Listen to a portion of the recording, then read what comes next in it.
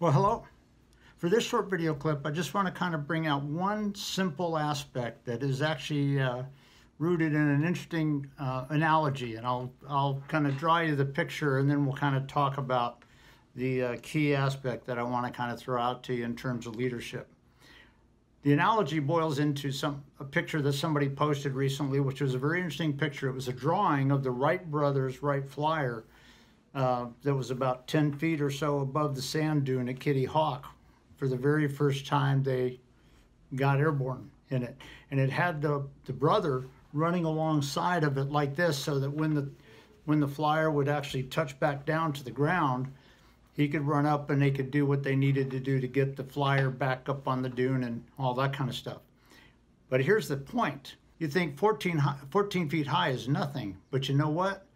It revolutionized aviation and really the world. When you look at international travel today with airliners and jets and all of that, that first flight only maybe 10 or 14 feet up, but it revolutionized so much. Here's the point that I want to make to you. Sometimes when you're talking about leading your teams in a rapidly changing environment, and some of your people, you got to realize you're leading different people in different ways to make the most come out of it. Some of your people, with what they grew up with and how they were developed through their growing up phases and all of that, maybe in school, maybe whatever, they may have different fears, different thoughts than somebody else does. And how you lead them may have to be just a little bit different.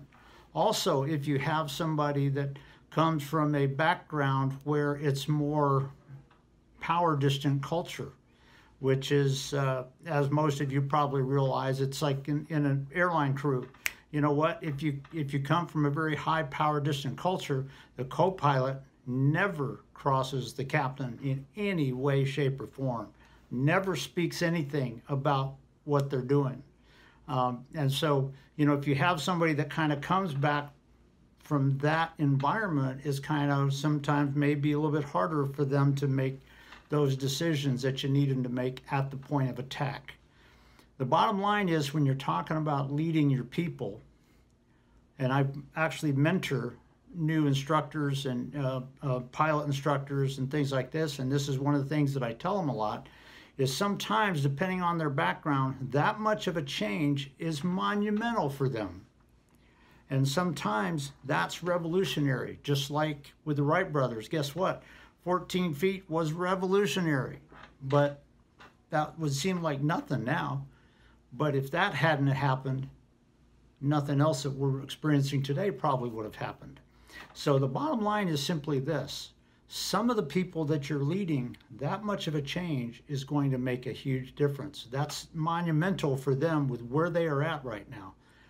Let me ask you this in terms of your leadership. What do you need to do differently? What do you need to see differently? What are the different questions that you need to ask, so that not only will the person perhaps grow that much right now, but also becomes aware of how they need to keep applying what they're doing so that it grows even more over time. And here's the thing. In this initiative that you're in right now with your team, that person may grow that much, but you know what? You may meet them next year and not even recognize who this person is because of all they're bringing, because of what they've overcome, because of the changes that have been made in their lives, perhaps from what you did.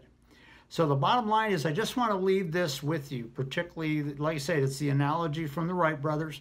Sometimes people in your team, that little change is monumental for their journey and where they're going and what's good for your organization.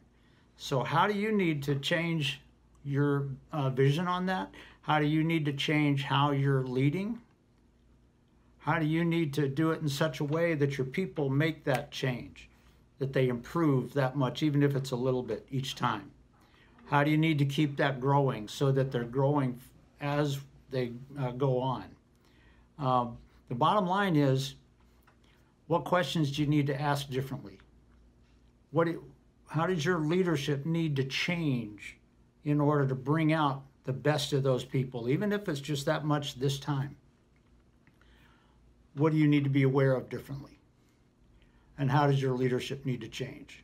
Look around your organization this week, and what do you see?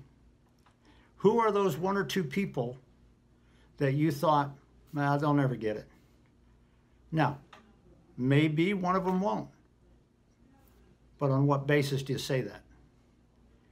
What do you need to do differently to give them the best chance of making the changes that are going to help them do amazing things? So I leave that with you for this week.